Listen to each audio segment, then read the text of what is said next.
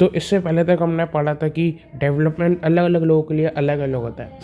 जैसे कि हमें पता है कि डेवलपमेंट जो फार्मर है उसके लिए डेवलपमेंट क्या होगा, उसके लिए डेवलपमेंट ये होगा कि उसको अच्छा इरिगेशन फैसिलिटी मिले,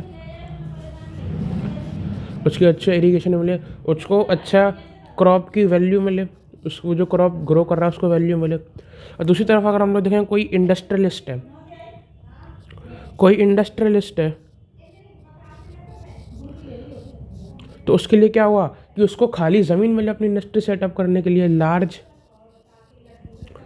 लैंड उसे अवेलेबल हो, उसके पास ज़्यादा कैपिटल हो। तहाँ पे हमने देखा कि एक चीज़ हमने देखी कि अलग अलग लोगों के लिए जो डेवलपमेंट है वो अलग अलग है। फार्मर के लिए डेवलपमेंट अलग है और एक इंडस्ट्रियलिस्ट के लिए डेवलपमेंट अलग है। अब हम लोग देखें कि नेशनल डेवलपमेंट क्या होता है। नेशनल लेवल पर हम लोगों को तो पता चलना चाहिए ना कि डेवलपमेंट होता क्या है। लेकिन अगर नेशनल लेवल पर अगर हम लोग देखें कि डेवलपमेंट होता क्या है, डिफरेंट डिफरेंट देशों को कंपेयर करें, जैसे कि अगर हमें कंपेयर करना है यूएसए को विद लेट्स से इंडिया, तो क्या हम लोग ये देखेंगे वहाँ के फार्मर की इनकम कैसे है, यहाँ के फार्मर की इनकम कैसी है। हम ये देखेंगे कि वहाँ के फार्मर की इनकम कैसी है और इंडिया के फार्मर की इनकम कैसी है। ये तो कोई क्राइटेरिया हुआ नहीं भाई। तो एक चीज़ है कि it is very important to keep in mind that different people have different idea of development. अलग अलग लोगों के लिए अलग अलग उनके अलग अलग माइंड सेट होते हैं डेवलपमेंट के, जैसे कि हमने यहाँ पे देखा। पर अगर हम लोग नेशनल डेवलपमेंट के ऊपर बात करते हैं, नेशनल लेवल पे जो डेवलपमेंट है तो वो हम लोग अलग अलग लोगों के बेसिस पे हम लोग डिसाइड नहीं कर सकते कि जो इंसान क्या सोच रहा है वो डेवलपमेंट वो चाहे तो वो डेवलपमेंट माना जाए। समझ रहे हैं आप लोग।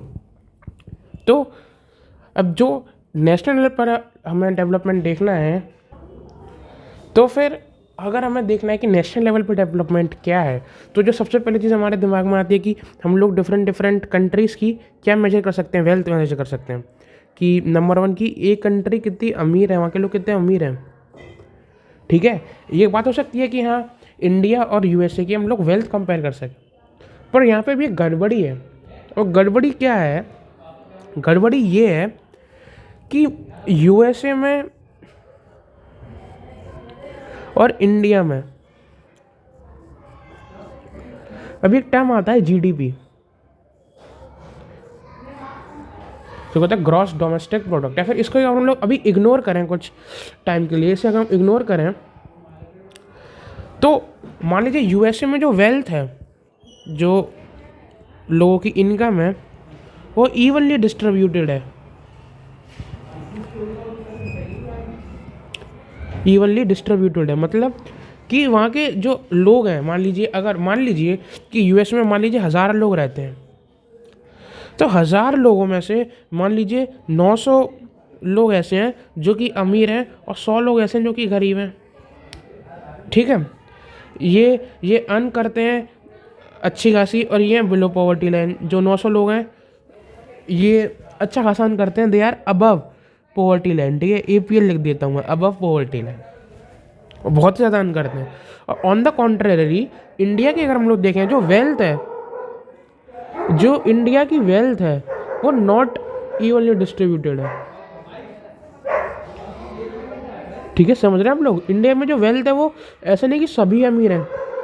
अब इंडिया की कंडीशन मैं आपको बताता हूँ। इंडिया में मान लीजिए, अगर इंडिया में हम लोग लेते हैं, मान लीजिए 1000 लोग रहते हैं इंडिया में, तो 1000 लोगों में से इंडिया में जो 900 लोग हैं और जो 100 लोग हैं, ये जो 100 लोग हैं ये इतना ज़्यादा कमाते हैं कि 900 लोगों की बराबरी करें, यानी कि ये 100 लोग हैं ये अबव पॉवर्टी लाइन है और जो 900 लोग हैं ये बिलो पॉवर्टी लाइन है। तो हमने देखा कि इंडिया में वेल्थ, मान लीजिए दोनों कंट्री की, यूएसए और इंडिया की वेल्थ सेम है, सेम ये लोग अर्न करते हैं, जो टोटल वेल्थ है वो सेम है। पर अगर हम लोग देखें कि कौन सी ज़्यादा डेवलप है, तो वेल्थ को लेकर हम लोग देखें कि कौन सी कंट्री ज़्यादा डेवलप है, तो आप बताइए क्या ये सही है कि नहीं वेल्थ को लेकर जज करना। क्योंकि एक तरफ यूएसए में जो मेजॉरिटी लोग हैं वो अब पॉवर्टी लाइन कमा रहे हैं, यानी कि वो अच्छी खासी कमाई हो रही है, उनकी अच्छी खासी सैलरी है। और दूसरी तरफ इंडिया में जो मेजॉरिटी लोग हैं वो इतना कमा नहीं पा रहे, पर जो कुछ लोग हैं उनके पास इतना सारा पैसा है कि वो पूरी कंट्री की इनकम बनना है। ठीक है, तो एक क्राइटेरिया वेल्थ है, पर इसमें ना थोड़ी गड़बड़ी है। इसमें थोड़ी गड़बड़ी है कि ये प्रॉपरली नहीं बताता भाई कि कौन सी कंट्री ज़्यादा डेवलप है। तो इसके लिए एक टर्म निकाला, इसके लिए एक टर्म क्या निकाला हमने, अब भाई सोचना तो पड़ेगा, सॉल्व तो करना पड़ेगा,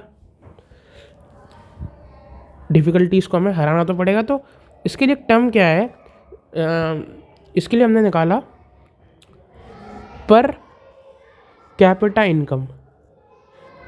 अब ये भाई इसने खेल लिया खेल, पर कैपिटा इनकम ने क्या खेल खेला, इसने बताया कि जो आपकी टोटल इनकम है उसे हम लोग डिवाइड कर देते हैं टोटल पॉपुलेशन से, ठीक है।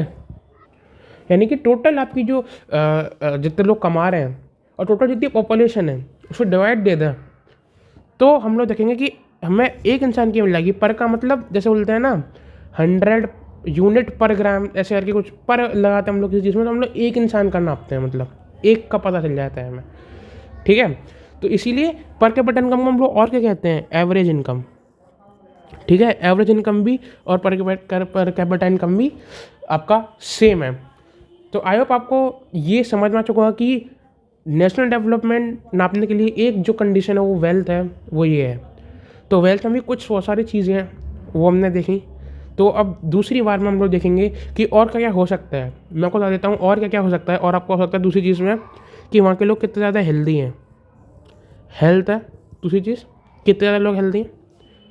और तीसरी चीज़ क्या है कि वहाँ के लोग कितने ज़्यादा एजुकेटेड हैं। तो ये आपकी तीसरी चीज़ की एजुकेशन लेवल क्या है। तो यही 3 चीज़ें हैं जिसके हम लोग देख सकते हैं कि कौन सी कंट्री ज़्यादा डेवलप और कौन सी कम।